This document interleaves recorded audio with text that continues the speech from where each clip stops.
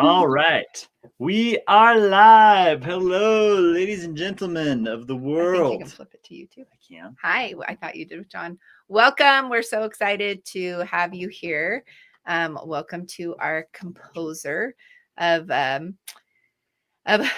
company, but also specifically today we're talking about coping with normal and the scores that our original scores done by this lady right here. So we are going to get started. We're going to introduce her. We have some questions from Instagram, and then you are welcome to leave comments in the chat. So that will be good. And for those of you, if we haven't mentioned it already, Coping with Normal, episode 10, will be releasing next Wednesday at its normal time, which is 6 o'clock. Yeah, for now. And we're sorry because we've heard from a few people that they're not happy that they're not getting to see number 10 because they were very anxious after 9. But 10 will be worth the wait. Correct, Shayla? Absolutely. 10, the score of 10 and what happens in 10. We just wanted to make sure we did it the correct way. Yep. Okay, so 10 next week. This week, the magnificent Shayla right here. So absolutely, and this is worth the view. Let me tell you, she's phenomenal. You will not meet another composer like her. She's great. Yeah, for sure. Okay, so I'm going to dip in a minute to handle questions over on this side. But I will start you off before we talk about music. Yeah. Shayla, tell us a little bit about yourself, how you started in music, and kind of your journey a little bit leading up until us. All right. So my story, I started out in music how a lot of people did. My mom put me in piano lessons when I was 8. How come I'm not a great composer? That happened to me too. Well, there's a little bit more to the story. So I took piano lessons for a long time from a family friend of ours, or she became a family friend through teaching piano. And I started not necessarily to hate it, but, practicing every day was really tedious and stuff. And so when our family friend, our piano teacher, moved away, I just kind of stopped taking lessons. And at the same time-ish, I also broke my left arm. So I couldn't play piano even if I wanted to. And it was through that process of literally not being allowed to play that I realized, hey, I kind of missed that. Interesting. So I started taking more advanced lessons, got really involved in choir and stuff in high school.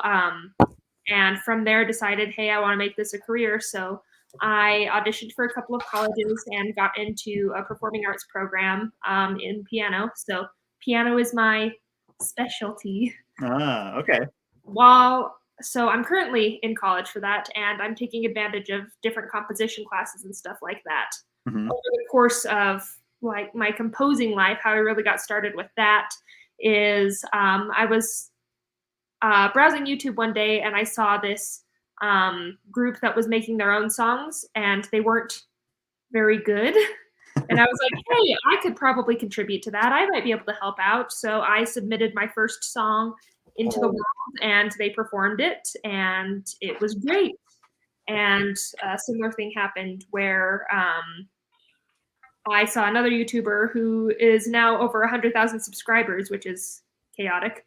And they were doing their own music, and I contributed there as well. And I started to realize I know absolutely nothing, and I need to get more schooling for this.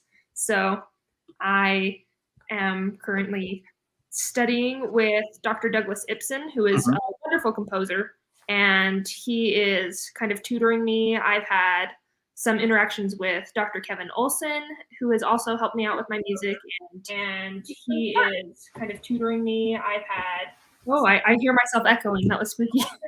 Sorry, hang on one second. We're having some technical difficulties. That's why. I thought someone was talking to me. I was like, hold on, sorry. Sorry, hang on one second. We're having some technical difficulties. For some reason, we're okay. Was talking to me. I was like, hold on, sorry. You were talking to you technically. Yes, I was talking to you. Apparently, it's claiming that we did this before. Yeah. Okay, there we go. So, but can you hear her? Hello?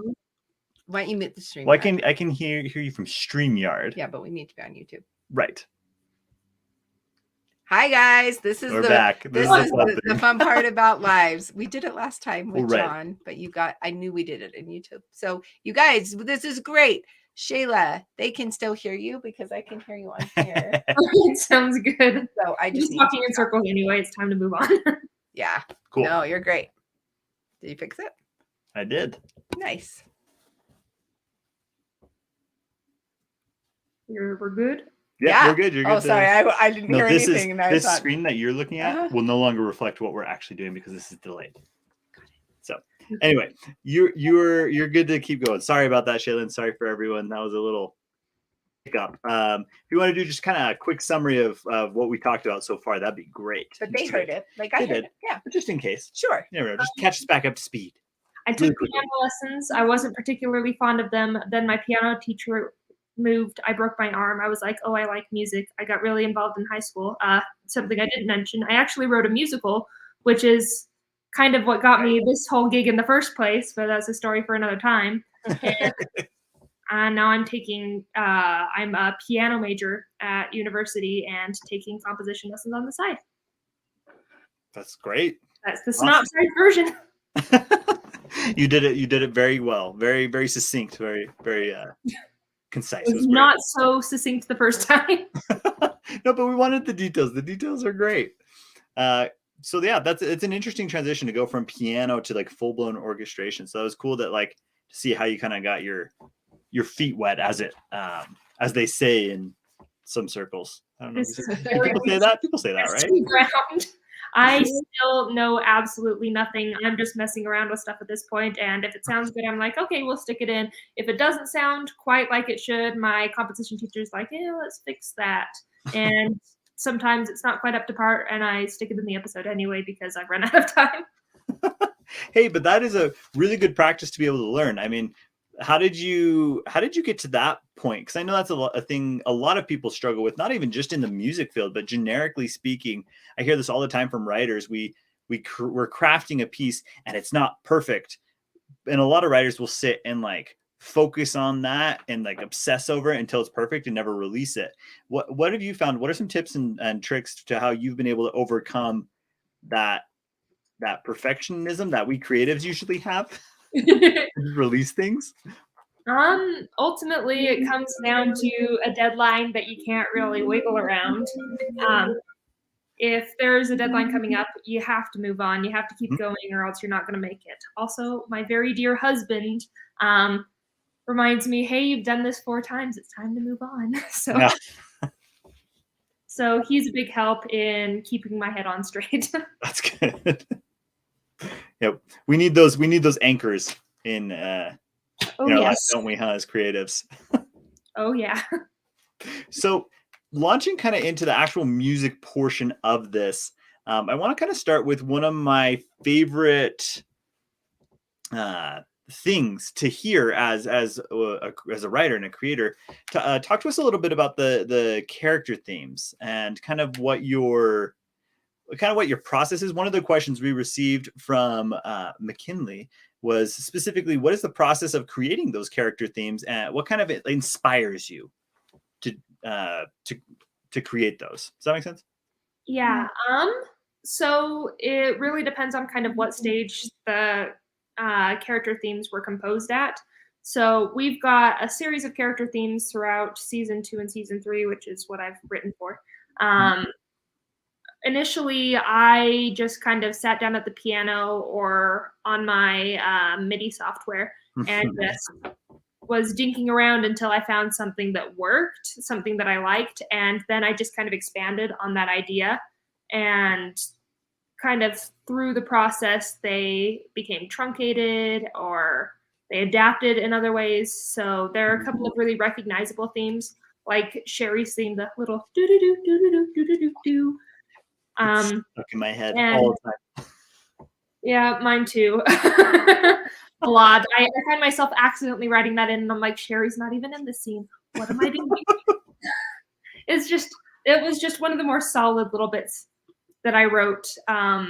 We've got Katie's theme, do do do do do do do, which like there's a lot more to each of those themes, but I find that kind of those character themes, breaking them down and just kind of keeping them to one leitmotif really helps them fit into other places in the music.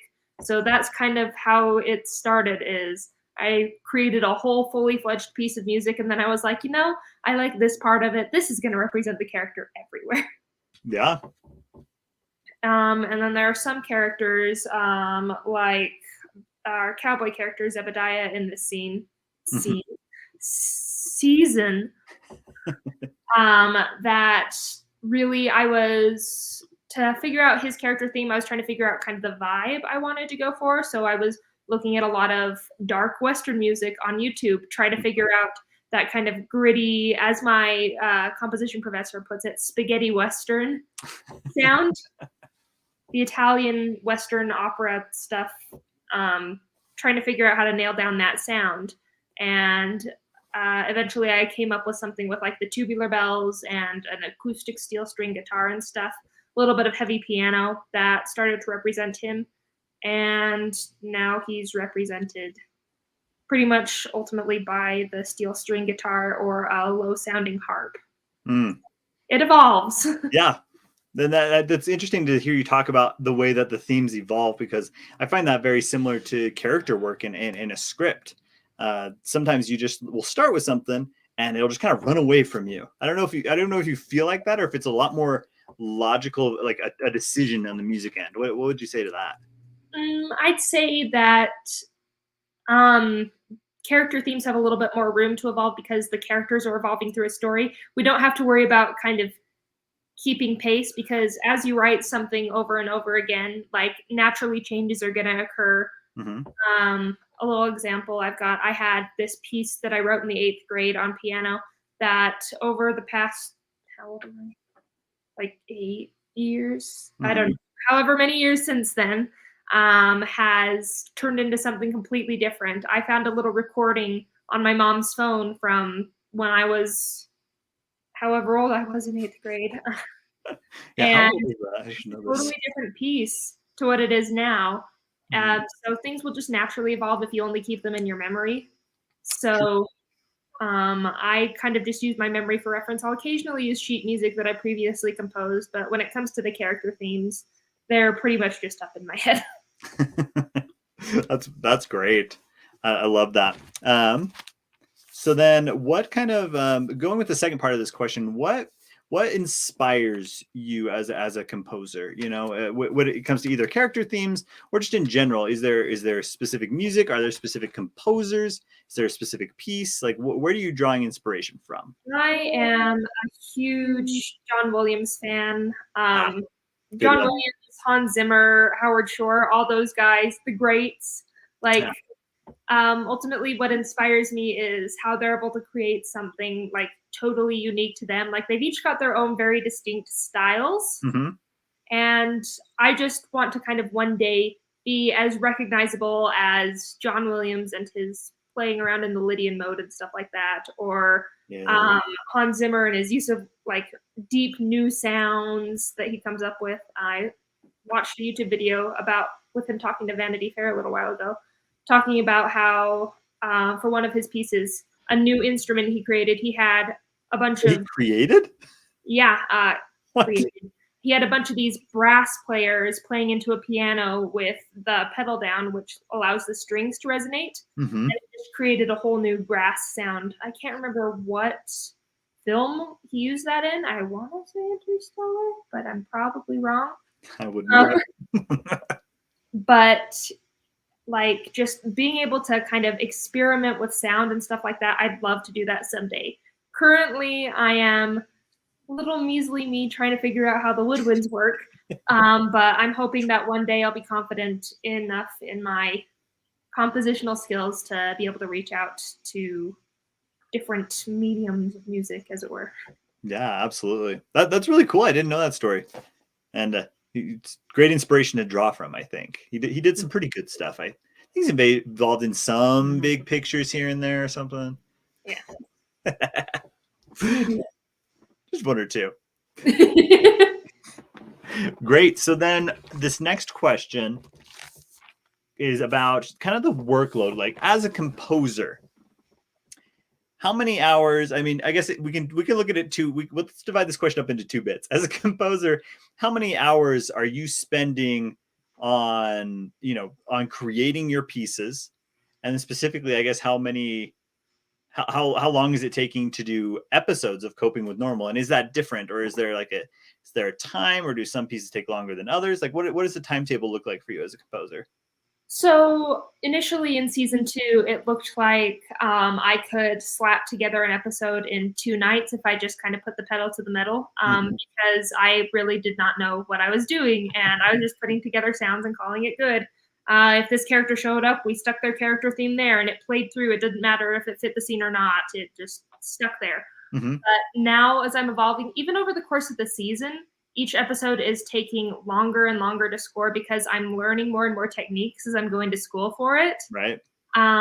Like even between episode 10 and episode 9 itself probably took me about 13 or 14 hours to compose and about 6 hours to like get everything sounding right in my MIDI program. So 20-ish hours.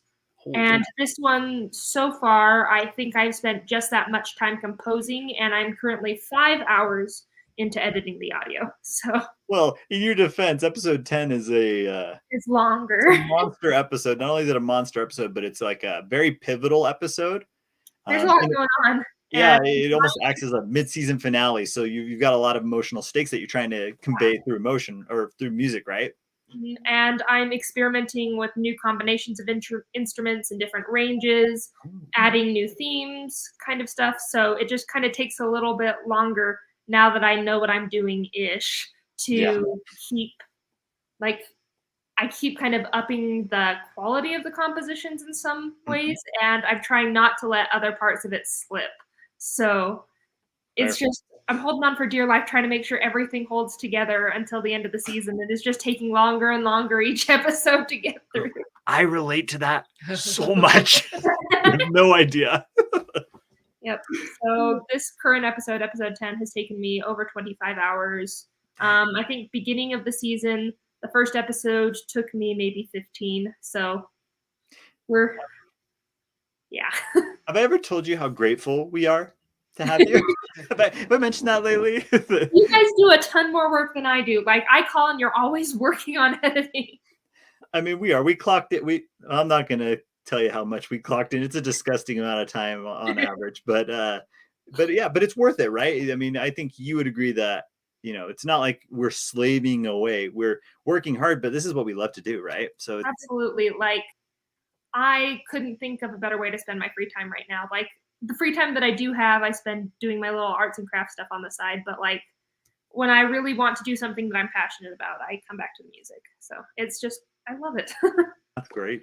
Okay, I'm going to pop in because McKinley, somehow our StreamYard isn't connected. So I want to share this comment from McKinley. I love how integral music is to storytelling in every medium. I wish I had the talent to write music. You have done an amazing job, Shayla. Can't wait to hear more from you. Oh, that's so nice. I appreciate that a lot. Yeah, she loves her theme too. Yeah. So that's in the comments above as well. Very fond of her theme.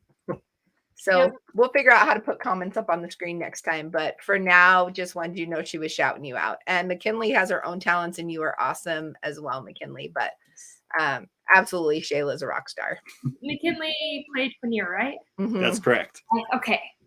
And we met briefly at filming for episode 15, I think. So that's right. Oh, yeah, you were both there. Yes, Fun fact, everyone keep an eye out for Shayla and Quinier in episode 15 as some of our extras. Yeah. So, and fun fact, she will be composing for you again as we get to the mermaid and the sneak little anyways, I'll be quiet. Keep going. Spoilers. I don't even know these spoilers. No, I was gonna say I don't even know if we've talked to Shayla about the mermaid and the dragon. I don't know the dang thing. That's because we have to finish so many things. But season 3 first. Then season 3. We're so close and yet so far. So I've got a great question because you've talked about the difference between season 2 and season 3, right? Yeah. And so my question becomes, what's your advice for up and coming composers, right? Because you've said, I started this way, and now as I'm learning more things, like it's becoming more nuanced, it's becoming more difficult to do.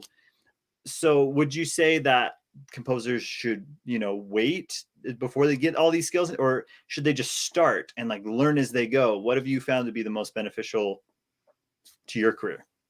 I think best advice that I can give, and I'm still very young in my composing career, so You're more than you think you are. Not I many am 2 composers years can, in.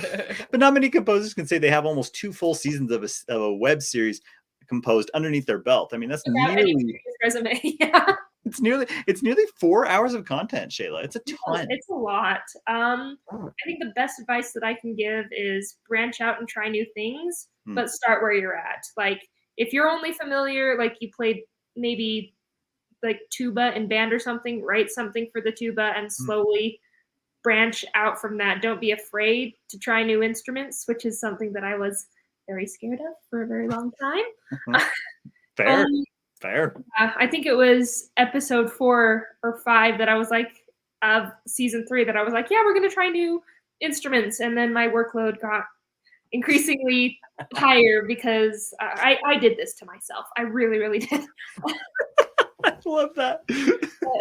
Maybe, so some good advice that I actually got over the weekend from Dr. Kevin Olson is to, if you're really interested in composing, enter competitions. It doesn't matter what level you're at. There are competitions for your skill level, for your age. It puts kind of a soft/hard deadline on you. So you have to be creative in a set amount of time, and it'll kind of keep you from dwelling on the same piece for like 6 years, which is something that I did through my middle school, high school years, is I composed one thing over and over again. So yeah, just keep doing something new. That's the best advice I can give right now. Love that. Because honestly, I feel like that's the difference between working creatives and non-working creatives. Is the working creatives actually, we finish things. We hold ourselves to deadlines, either if those are competitions or if those are personal.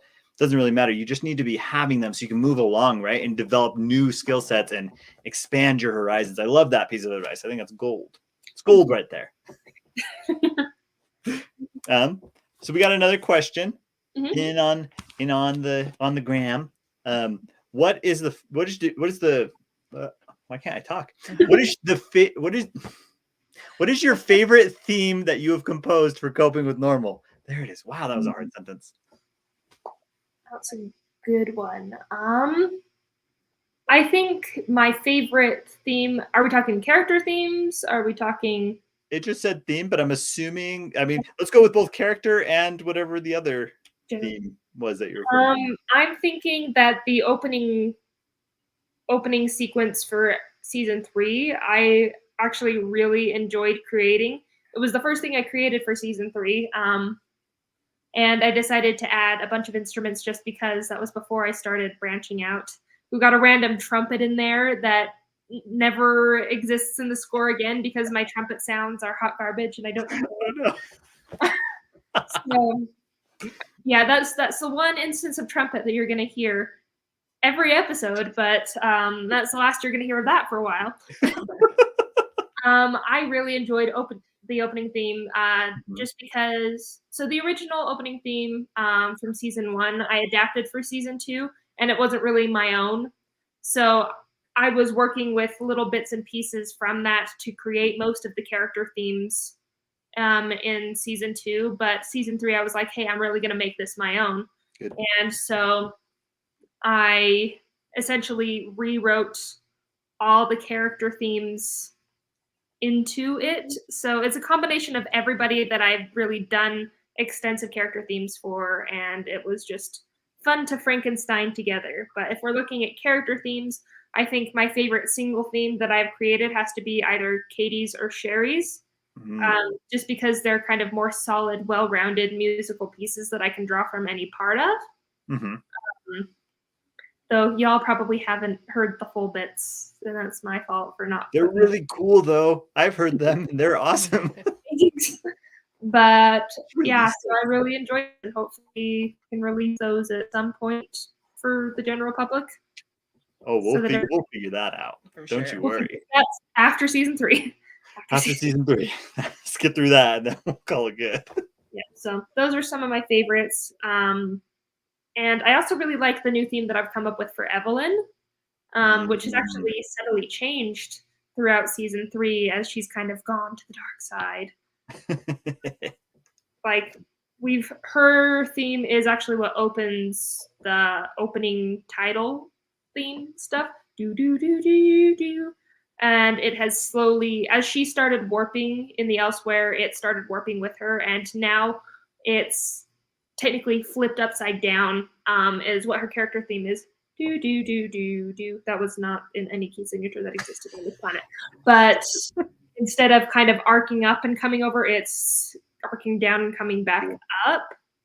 So, and that's a subtle change that you can look out for, especially in episode 7 is, I think, where it took the full turn. It was 6 or 7 where it took the full turn.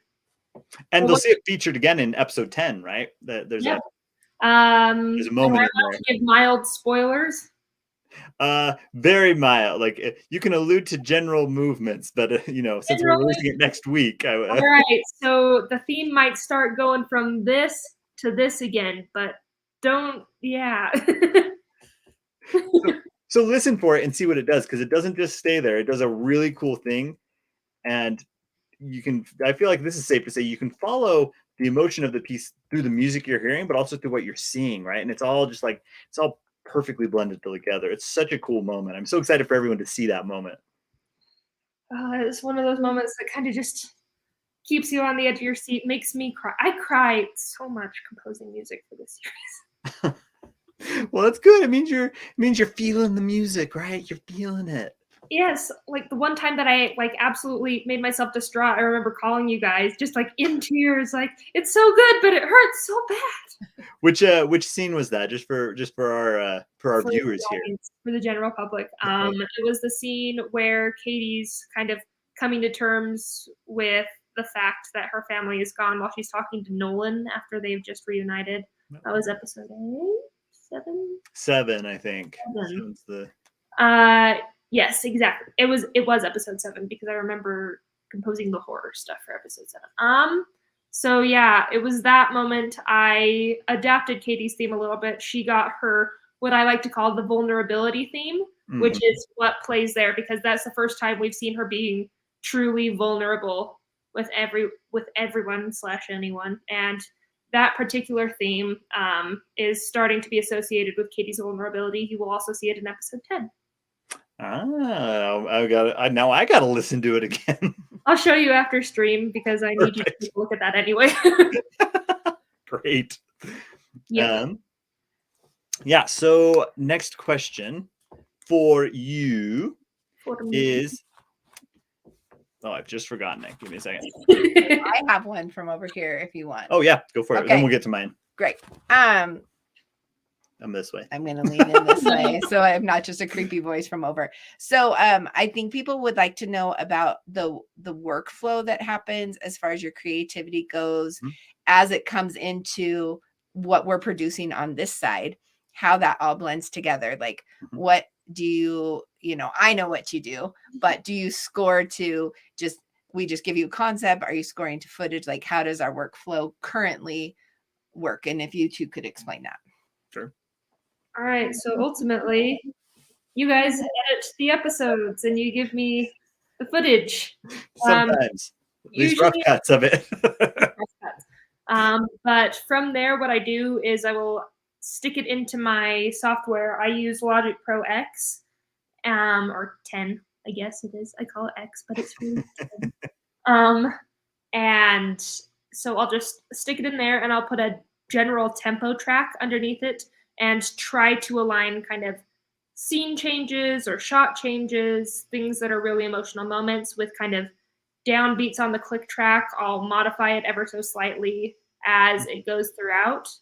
And then once I find something that I'm satisfied with, I will take that kind of the timing of all that and I'll put it into my notation software.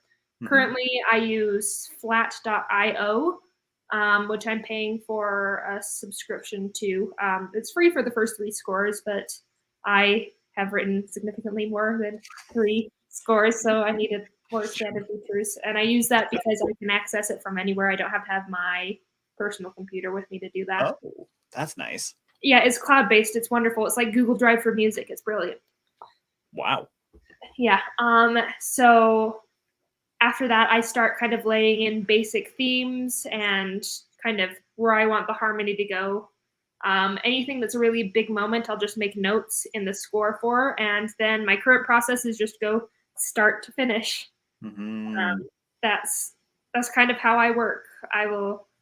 I play it by ear, essentially. Like if I'm like, oh yeah, a key change would sound good here, I do a key change with no regard for what comes after it, because I don't like planning ahead. I like living in the moment. It's the ADHD. It's fine. I'm sure that doesn't ever back you into your own corners or paint you into a corner ever, does it? Huh? There was a moment, and I think episode 8, that I just couldn't get. I spent a good, I think, 2 hours on like 6 measures. I remember calling and being like, I've got nothing. I can't get through this. And I ended up just ending the piece pretty much right there and moving on. So I do gotta do up into corners sometimes. Absolutely. That's great. Next question I've got here is kind of what are if someone wanted to become a composer like you, what are kind of the bare necessities that they would need to start following that dream? I mean, for writers, there's all these tools and all this stuff, and it can be a little overwhelming to become it. Ultimately, I mean, all you need is pen and paper or Google Drive and Word docs, so it's a little bit less of a writer, but I'd recommend training. There's specific books that I'd read. Like, what are kind of the bare necessities, your survival kit as a beginning composer, like for beginning composers? I mean, like, what are those bare necessities that they would need to start following in your path? First off, you need a little bit of grit. You're going to need that, because to really get opportunities to compose for something other than just your own self-enjoyment, you're going to want to reach out to people. The first couple of gigs that I got when I was in middle school and high school, it was because I reached out to someone over Instagram and was like, hey, can I write something for you? And then I reached out to someone on YouTube, like, hey, can I write something for you? And just kind of self-promo a little bit, shameless self-promotion.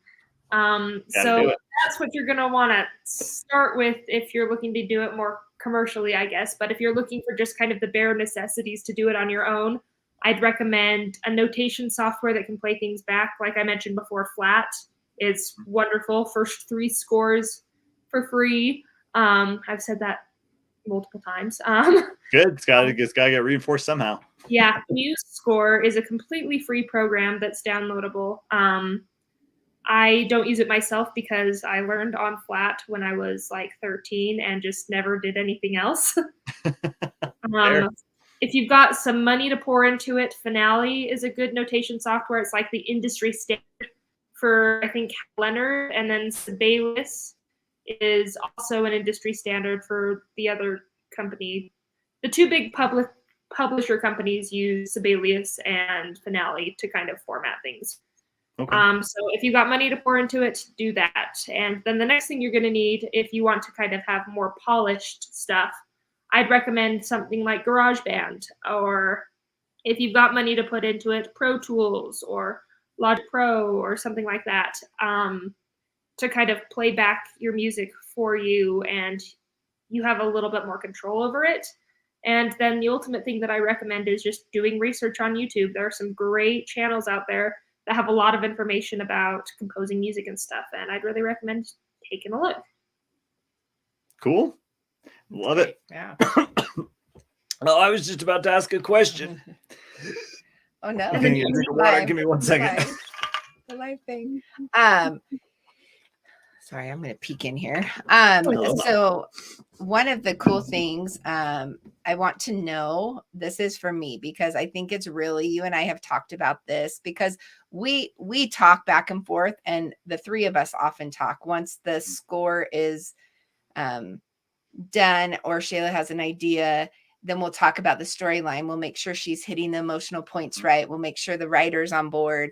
And I kind of just end up being the middleman between these 2, like combining the composer with the writer and making sure everything hits the mark. So So we talk a lot, and it's really cool because we all live in Utah, but you live far away. You could be in a whole different state and we would still be doing the same process. Yep. So I think that's really cool for people to know that like that can also happen. You can work with people that you don't have to like live down the street from. Yeah. We figured out a process in which we can all work together. Granted, I'm single-handedly racking up your phone bills. Nope. We got plenty of time on those cell phones. We do lots of FaceTime, you guys. Lots of FaceTime. We're used to each other's faces at this point. Every 20 minutes, I swear. I'm so sorry. No, it's great. It's great. It just is a collaborative effort to make this story come to life. It's so fun to like, you have the script and then we film the script and get that. And then the music makes the whole story kind of come to life. So every piece of the puzzle in creating a series is every industry, every like department creating their own story. And so what's so magnificent about what you do is you help make your story through the music, and then it brings everything full circle. So it's like all these pieces come together and then the music makes it come together. But wrapping around, the cool thing is that I've been doing more research into music. There is a very, very low percentage of women composers. It's like 2%.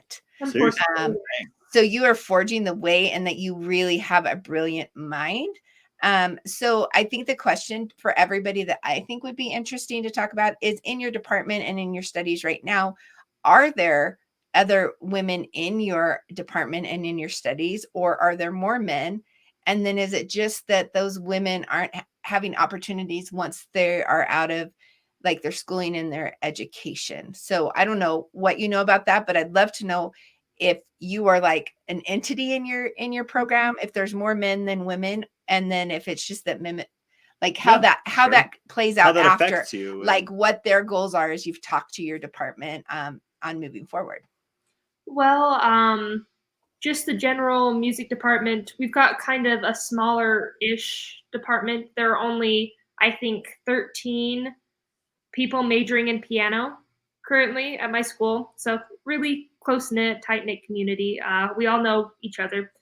I think we're equal on the male to female ratio, but currently to the best of my knowledge, I am the only woman taking compositional courses. Interesting. So I know of 3 other guys in the department who are taking composition lessons. The composition program is very small, and it's sad that nobody takes advantage of it. But I know of 3 other guys who are composing. I am the only female that I know of. Okay, so you're almost, so you actually are seeing that statistic a little bit reflected in your lived experience as well. Yeah, and just in general, you look at the composers from, like, all the movie composers from the last 50 or so years, and 9 times out of 10, it's going to be a man's name on the score. Like, I don't know actually why there aren't more women doing it, because in our music department, just in general, the vast majority is made up of female vocalists, of all things. Not of all things. It makes sense because we've got an amazing vocal program, and yeah. But like none of them have gone any deeper into the compositional side. I don't know why that is, and I think it's a downright shame. But it is a male-dominated industry, and I'm a little bit scared of kind of making my own footprint in it. Like, you look at the big movies, like ultimately I'd love to be scoring movies. That's a long way down the future path of life, but that was not English. But we understood it. That's the great thing about English. It doesn't have to be perfect. Words. So down in the future, I just want to be able to kind of make it as a film composer. You just don't see women's names when it comes to that. And I'm a little bit worried that there's not going to be a place for me because it's been a male-dominated field for so long. So there's a little bit of anxiety kind of going into my future. Yeah, and sure. That's totally fair. But don't worry, when we go to the top, we're bringing you with us. And watch out, world, because Shayla is one of the best composers you will ever meet in your entire life. Like, literally. But then that's also Sorry, I'm sliding in because this gets me all excited. So, I mean, that also goes to like that you can be a really cool role model for a lot of girls and like people who are like involved in our series. Like you will have scored so many shows, like you will rise up and you will be scoring for us and you will be scoring for others.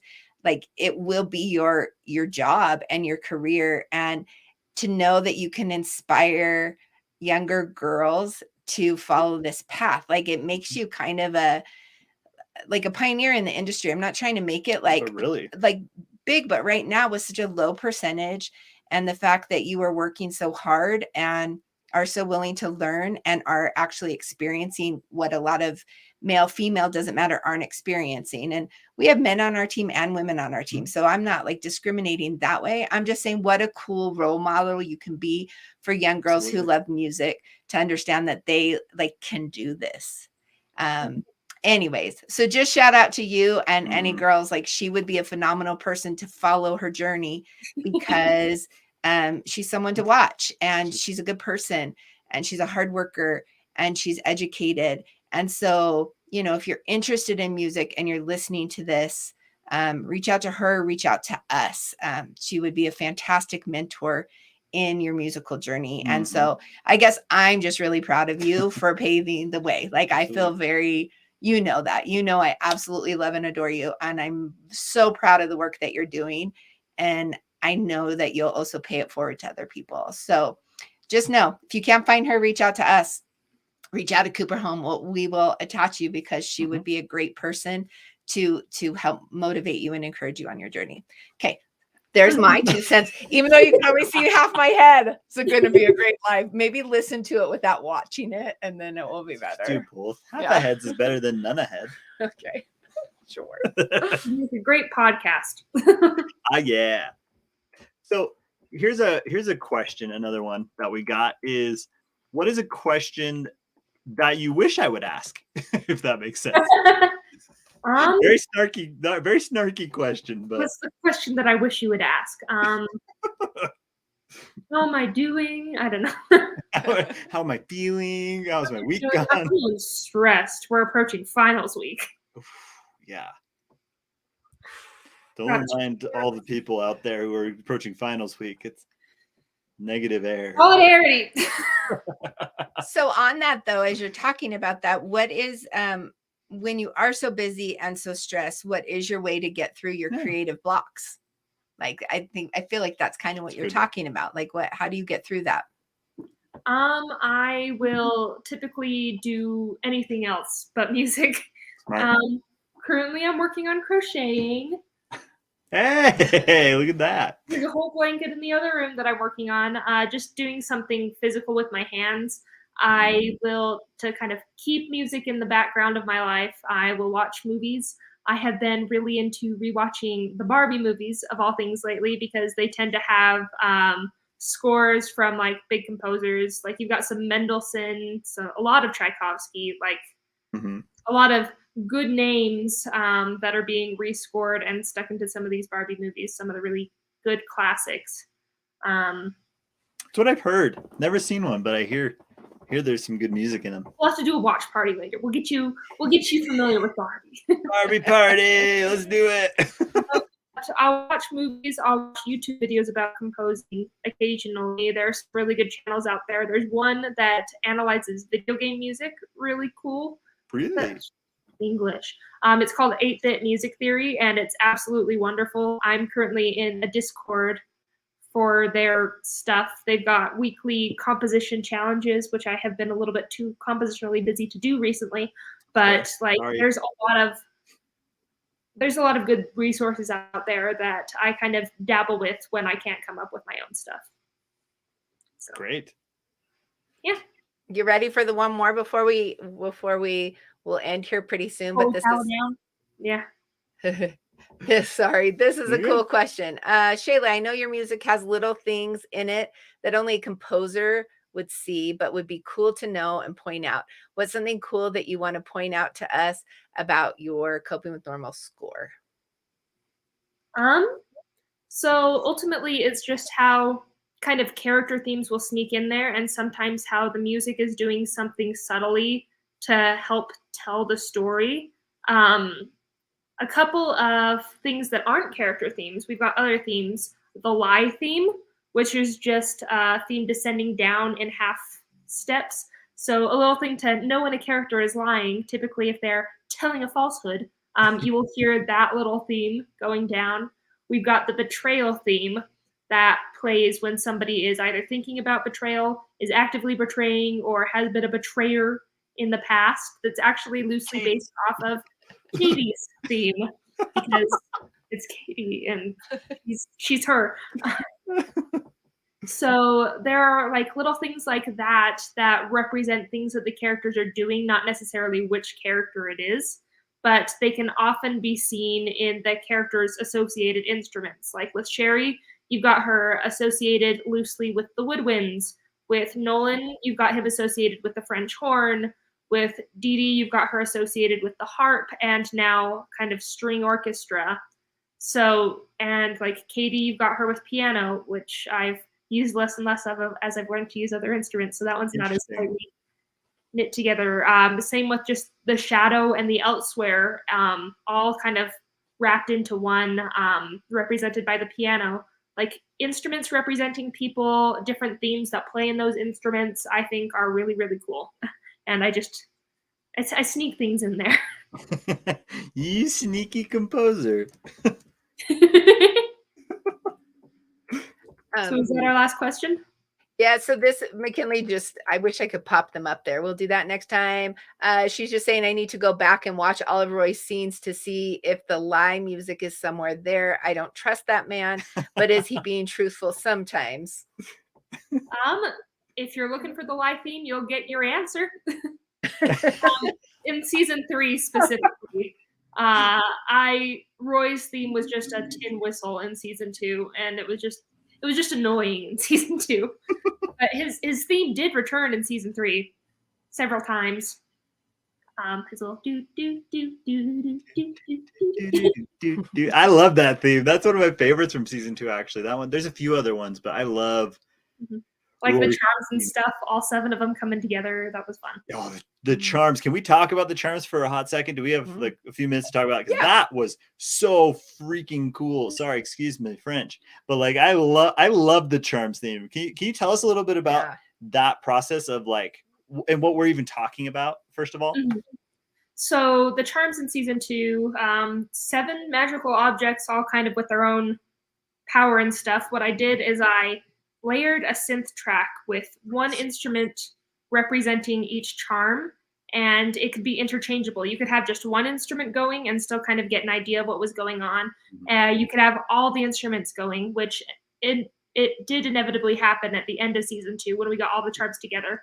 The whole thing was playing at once, but as you see them through the season, through season 2, whenever you see a charm active or show up or used, like that charm's theme will play. If you see multiple on screen at a time or multiple in use at a time, those will play. And actually, the coin theme did come back in season 3 when Roy used it to get out of the house. I didn't even notice that. I gotta go watch that episode again now. It's in the celesta instead of, I think I had it on glass marimba initially, but to make it a little bit more orchestral. So and same with the card theme, actually. When Dee Dee used it in that episode, the card theme came back for a moment too.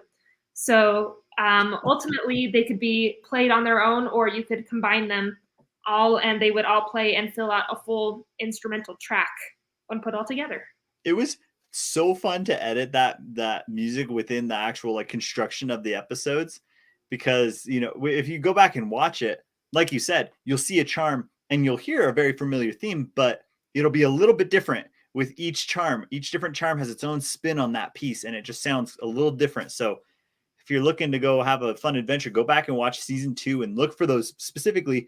Go scan the episodes for like the charm moments and listen to that, the way the theme evolves throughout the series. It's really, really cool. It's really cool.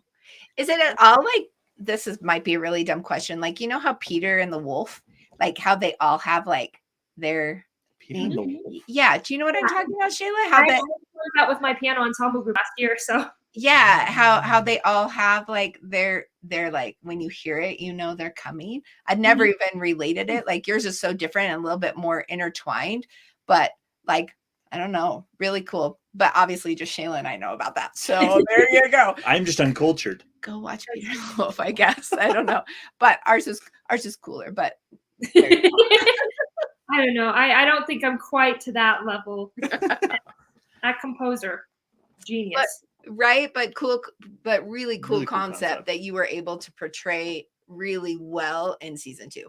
Thank you. Yeah. Okay. And then last thing then, Shayla, is there anything else you would like to tell the people watching this live? Is there anything, last parting words of advice, wisdom, or something you're like, ooh, we didn't talk about this, let me get this in really quick?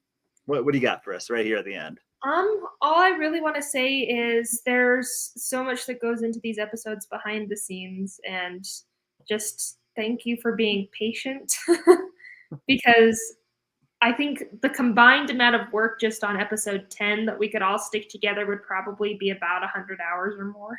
Oh, well over that. I mean, I spent the past. Trying to be conservative. Oh, sorry, I'll let you talk. But filming and editing, especially, there's a lot of special effects going into it, and like the music side, sticking everything together, audio editing, color grading, all that stuff. Like, there's so much that goes into these episodes, and just thank you for your patience because it takes a lot of work and a lot of time. Yeah, and thanks for all of your love too, everyone. The support that we feel from the channel has been so positive, and we really appreciate all the amazing feedback we're getting and the support that everyone's giving to us. So thank you. We couldn't do this without you. So thank you. Thanks, everybody. Yeah. Is this thank you? This isn't thank you. This is applause. That's thank you. Thank you. Yeah. I was like, this is applause or something. Yeah. We're finished. Or finished. Yeah. Oh, that's not what I was going for. Sorry, I'm Mom's coming back in. I'm scooting in. I can't seem to like get in the screen. So you have to lean towards me. I know it feels weird. All right. The real life being on a live. I guess my challenge to everybody as we end this would be to go and watch, because I know y'all just want new episodes, and I know we all like to binge watch things because that's what I do too. But everything is intentional with the music, particularly in season 3, also in season 2 for the most part, but 100% in season 3, right?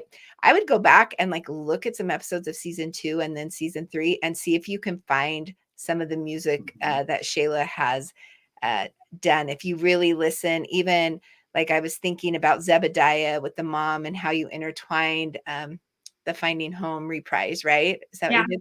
So you can kind of catch the music, and it all interweaves and tells its own story. So Carly was over there asking, so when do we get like a full soundtrack? And that is definitely something we need to work on and are working on once we get through all of this, because it's mastery. Like really the music just gets better and better. So it gives you a whole different level of watching the show. Like the story's great, the music's great. So my challenge to you this week, since you don't have a new episode, would be to go back and then come with us with more questions that you want to know about the music, so that we can do another live with Shayla. We were talking about that because the music of it is fascinating. Whether you know how to compose music or not, I think just knowing your process and like really, if we could like point out themes to people, it's fascinating. And again, you are brilliant. And thank you. And when you all go find those themes, make sure that you shout them out in the comments. Tell us which one's your favorite theme. Shout out where you found them. Send us those little like or timestamps in the comments that'll like track where those themes are coming in and out. Like we want to hear from you. Let's hear some of your favorite themes that you're hearing in the music as you go and do your homework this week. Yeah.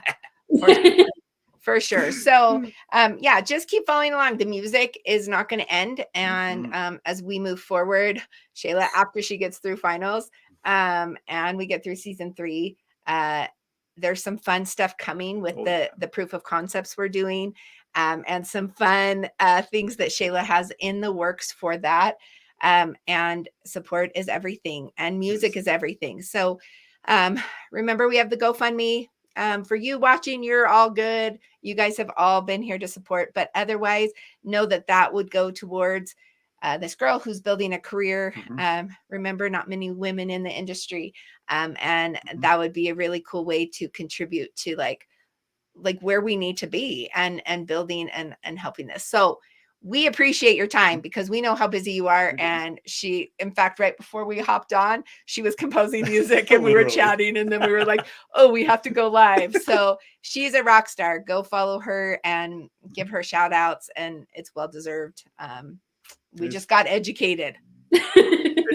Educated. You are amazing. Anyways, thank you for being on this live. Thank you for those who will watch later, which is usually what happens. Thank you, Shayla. Thank you for being part of the Cooper Home Entertainment team.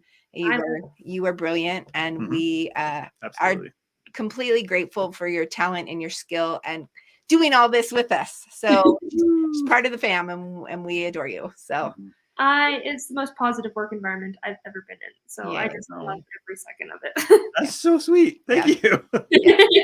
We adore you, and thank you for everybody for watching, and keep watching. Episode 10 comes out next week. Be so excited because it's amazing, and it took so long to make. Yeah, when you guys were talking to hundreds of hours. So go watch it. Go binge watch the other stuff on the channel. That's another way you could support. We understand everybody's at different phases in their life. So there's lots of ways that you can support Shayla and support us and support the whole concept of bringing great media that is going to change the way that people view things. So thank you for being a part of us. And we will see you next week for episode 10. And Shayla, we will see you soon.